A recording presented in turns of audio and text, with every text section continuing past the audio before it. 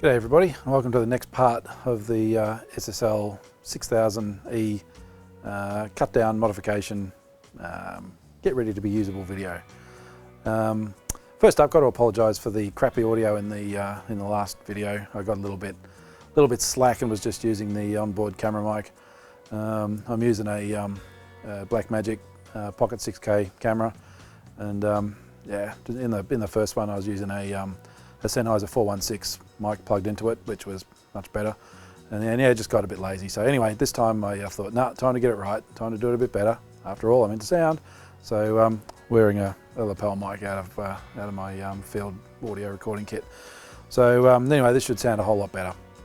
And anyway, welcome to the next part of modifying this beautiful old console.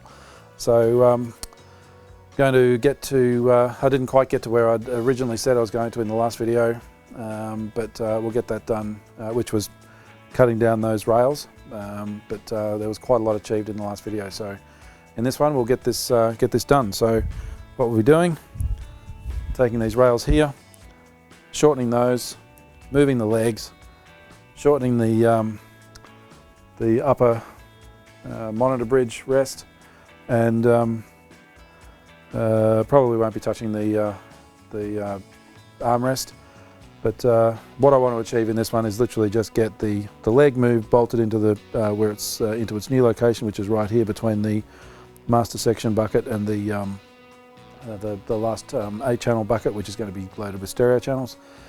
Then shorten the legs. I may or may not get the end plugs with the captive or the threaded section in it. Got a couple of ideas how I might do that, but whilst it's a relatively simple engineering job, it's still a bit of a welding job. But so I still may get that done, but I will get the rails cut and get that cut, and it'll be ready other than the end caps to get the end furniture in. But if I can, I will get those end caps done, because I'd actually really like to get the end furniture on in this video. And that's realistically, that's what I plan to get done in this one. It'll probably be shorter, and I'll get casters. I'm going to take mounted onto the feet. I'll take the adjustable feet out, put some nice heavy-duty casters underneath it, and then that way it will then be mobile. I've been giving some thought about how I'm going to terminate these. I'm still thinking of using D25 or D-sub connectors, but I've also got the original DL connector plate that was underneath the console. It's already punched. It's got everything on it that I need. In fact, more holes than what I need. And I've got the DL connectors off the patch bays, and there's a couple of DL connectors here still that I could reuse. I could either de-pin them, use new pins, or utilise some of the cabling that's already on there. Also in the background over there in that tool rack, you can see a bunch of Behringer patch panels. I was thinking of using those. They've actually got Nutric connectors, Nutric, however you want to pronounce it, within them. So yeah, they got the Behringer badge on them. Behringer can be a bit hit and miss. I think what Behringer does well, they do really well. What they do badly, I think they do, they could do a lot better. And they're not a bad patch panel. But what I am thinking is I've got a pile of perfectly good high density Bantam patch bays over there that came out of the SSL. So I think I might rejuvenate those. They do need a bit of a service, a bit of a contact clean. That's no big deal. They're built to be serviceable, and set them up, modify them basically, where they've got a combination of D connectors and XLR connectors on them, depending on how they're going to be used, or maybe even just D connectors. That's really not a big deal, and that's something also for a later video in a different series. Once the console's done, this is one series. In a different series, I'm going to cover the re-cable of all of the outboard gear racks. There's some more outboard gear to go in there that I've had in storage. There's that rack sitting over there, but you can just see it on the edge of frame. Right over here, this rack just here, it's got some outboard gear bolted into it. That is literally, there's nothing connected in that. That rack is literally just storing equipment at the moment. That there used to be a little rack underneath the end of the console. A lot of that gear was in there. Some of the other gear was in this other rack over here. I did start building that up as a rollable rack to sit over next to the desk over there with some of the gear in it that I'll be using the most, but I've since had a whole complete change about how I'm going to do things. So that gear is going to be put back into the racks. Also, the desk that I put in over here is going to have some racking area in it. So some of that will be going into that. Probably the STAM 1073 dual mic pre, and I'm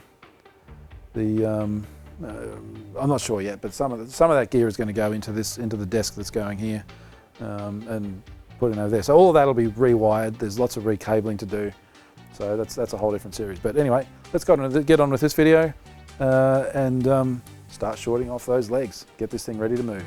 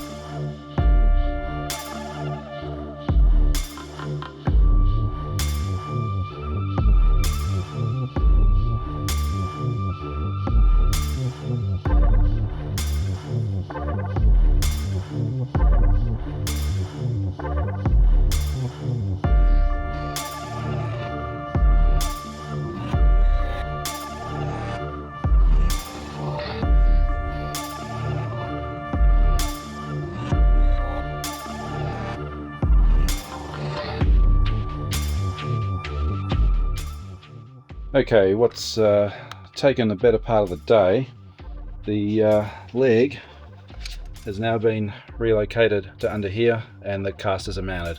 With the casters on, it has set the console a bit higher. There's the old feet over there. Mind you, they are cranked a fair way down. So that could still be considered within normal height, but it would be like at maximum setting. That's okay, I don't mind. So there we are. It consisted of jacking the end of it up with the old Kanga jack. Dangerous piece of kit, but if you know what you're doing with them, they're quite safe, they're quite good. Drilling new holes down in the bottom there on either side of there. There's another 2 holes down in underneath there, underneath the bus card there and behind those cables and so on. Only accessible from behind really. They were very tricky. I ended up having to unbolt the console further along the frame and jacking it up separately from the end here to give myself clearance to get into those rear holes, drill them from underneath, and then with a rotary file on an angle driver, I basically reamed out the holes to what they needed to be, top and bottom. Very tricky. The shoulders are aching, not much fun, but it's now done. So it's now sitting on its feet where they're going to live. And yep, it's pretty lopsided, but once I've got the casters on the other end, that'll even up. So the next part of the job is to cut off the remains of the main rails and the earth bus bars. So that's pretty easy. That's also pretty easy, but I'll be taking my time with that and doing that very carefully. Then I mentioned previously that the end has captive, or it's a threaded end, so it's a welded end piece, and it's got a tapped, not sure how well you can see that there, it's got a tapped hole in the end. So I've got to reproduce that after I've cut off the rails, because that's where the end furniture screws into. So if we look at the other end, this bolt here, let's focus, this bolt here is the end rail, and same there, and that's where that heavy duty piece of cast aluminium goes around. Then this end piece goes on, and there's an end cushion. So I actually quite like it. The end pieces are nice. They're very heavy. That cast piece of aluminium is extremely heavy. So anyway, that's where we are at this point. The video will continue, and it will be moving into doing these bits.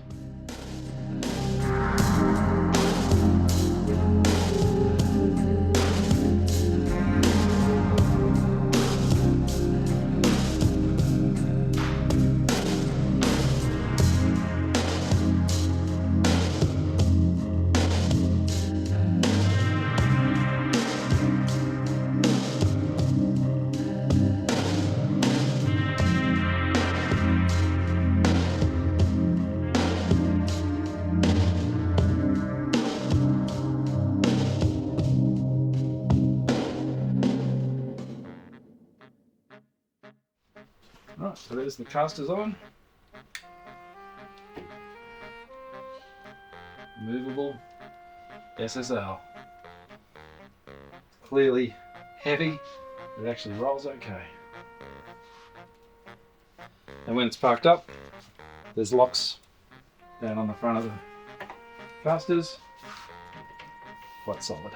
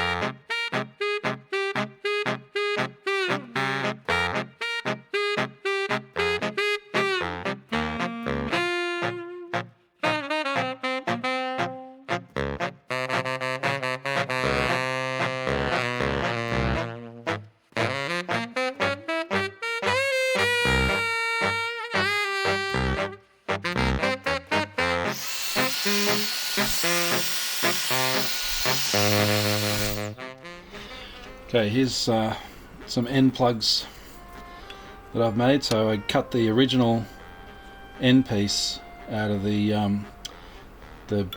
chassis rail that was there, set it up so that it'll fit in there nicely, and welded some pieces on, so that'll sit in there like so.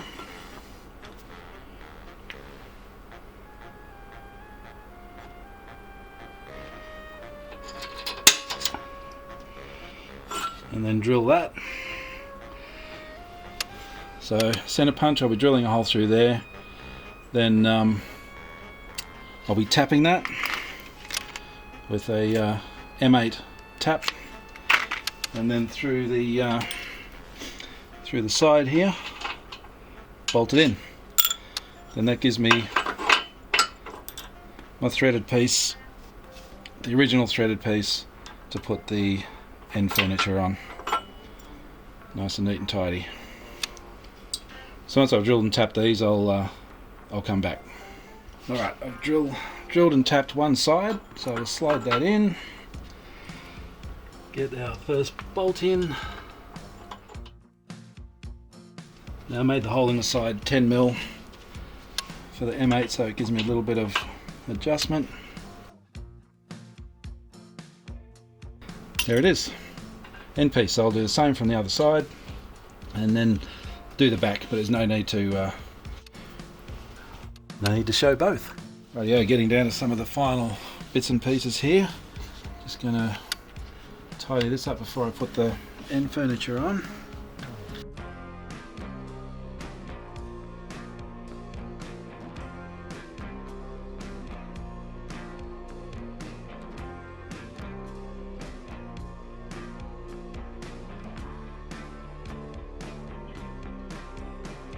Right, let's throw a little bit of paint on these bare metal ends here.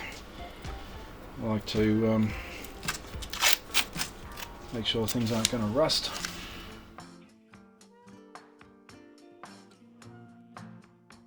It's a rust guard paint. It's actually really good paint, satin black.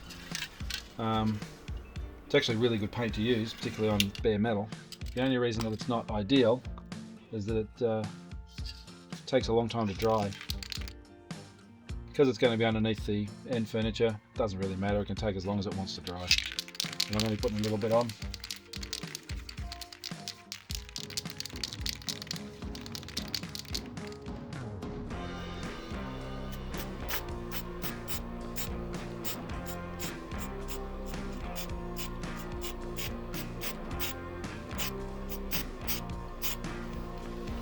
Looks more gooder.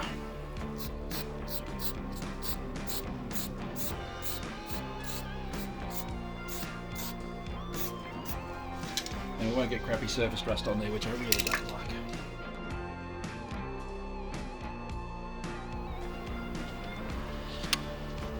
Something I've just realised is on the complete knob end is I need to pop a few of these channels out. I got a little bit carried away because the end pad needs to bolt in here somewhere. Check it out. I can't quite remember how it goes. You'd think I'd remember. I don't.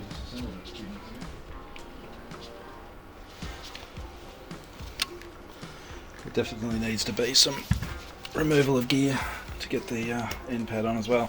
Now this needs a little bit of restoration here. I don't know what happened here when I bought it. It was like that. It looks like it's had a couple of pegs or something on there, maybe for patch leads, because it used to be the patch bay this end.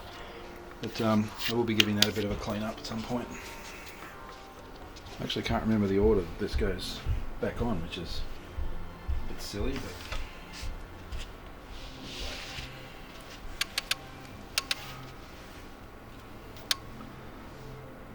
give it a go with this piece first.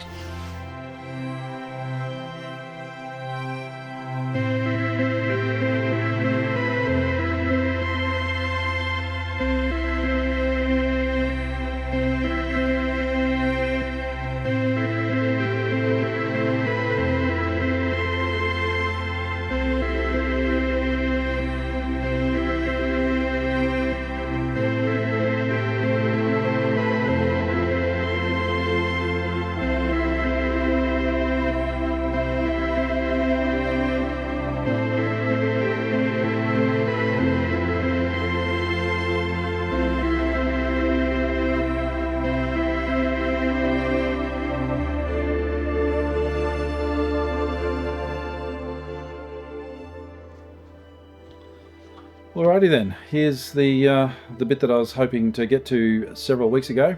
I was away for 5 weeks overseas, but I've been back a week now, and I've pretty much buttoned up where I wanted to get to. There's still a lot of work to do. Obviously there's all these cables to terminate. Still thinking D-sub on the back. I was thinking XLR on the mic inputs, but I think I'll just go DB25 the whole way. I've slotted the stereo channels in, 6 of them, G+, and two 6000 E series mono channels. So it makes it a what is it? A 24 mono 6 stereo channel console. Got the side furniture sorted out. Got the front rest pad shortened and screwed on. I didn't record the cutting it and trimming the vinyl on it. That's pretty boring viewing, but it's come up quite nice. It looks finished. A few little changes. So I've spent some time going through schematics and having a chat with a couple of people and so on, and the 6000 section, which is the 688V, I think. Yep, the SL 688V. I was going to completely delete that and just blank that off, but I've kind of gone back and I've decided to put the 688 back in. There's a few reasons. It's part of the line amplifiers in the 6000 are actually in the 688 section, where in the 4000 they're in the master section, obviously. But now I could populate the components on those cards because the component locations are there. Yeah, I kind of thought it would be good to still have the A, B, and C buses. It saves me having to muck around with the A, B, and C buses and building op amps and routing and rah. I just thought, why would I do that when I've got everything in that? Okay, it needs a couple of little issues sorted out, but you know, it's sortable. It's all discrete components. It's sortable, but. Anyway, so that said, that'll be in the next video, which is, to be honest, going to be a while away. I can't even look at touching this for the next 4 months, just with other things that I've got going on and some family things going on. So this is going to get rolled over into the corner and parked up for a while. So it's got the, I think it's, yeah, they're a little bit out of frame, but there's lockable casters now on the bottom of the legs. This leg has been moved into here, so it's equidistant with the other one. While I had them both off, I've recorded that where I've drilled, tapped, bolted on the casters. I'll be setting aside the original feet, which are sitting over there on the pile. I'll be keeping those in case it ever needs to go back. But anyway, she's now a nice compact little 32 channel frame. Which is a much nicer size. Whilst I really like the look of the big console,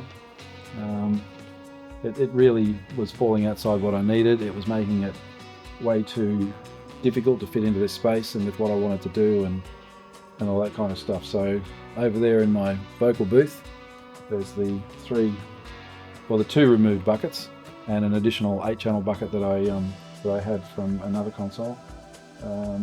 They're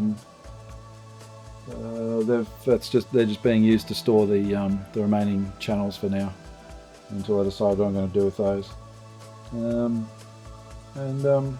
So that's it. That's this video wrapped up. So not overly exciting stuff for you guys that are interested, and girls that are interested in the 4/6000 series console.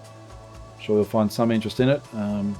I'm trying to include as much as I can, but a lot of it is really just tedious, you know, re-engineering bits and pieces. Like the side furniture here, for example, theoretically it should have just bolted straight back on, but it didn't. Actually, I can rotate that around. This is how easy it is to move now. So, you know, this, you would think it would have just bolted straight back on, but because this was bolted onto the patch panel bucket, there was pretty much infinite depth for the bolts and hardware and stuff. So compared to the other end, which has recessed bolts for the heavy pieces and plenty of space for the studs off this side pad, this side it doesn't, because the channel is here and the PCB side of the channel is on the outside. So I had to get a little bit crafty in that for the top pad here, the center bolt, I've left that out. It's not needed. This thing is as solid as. It's bolted in here, bolted in up in the top. I had to modify the fader bus card a little bit down in here, just literally with the power file notch put a notch into it for the head of the bolt because that was sitting there. And the side pad I've spaced out a little bit, about 6 millimeters with some washers, so that the nut is literally just on the inside. So it's just the nut depth, there's no stud depth coming out into the channel space. But it looks fine. You can't tell that that's sitting out slightly further. Got a little bit of refurbishment to do on the side here, where there's been something screwed in at some point. You can just see that there. If I do that, you can see it. So there's some marks there, and I'll be sorting that out.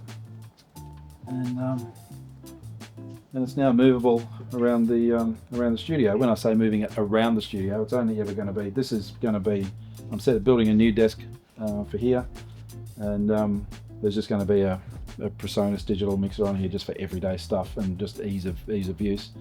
But if ever I want to use this, I can either use it over in the corner, or I can swing it out right next to my workstation and use this. And I intend to use it. I intend to use it as much as I possibly can.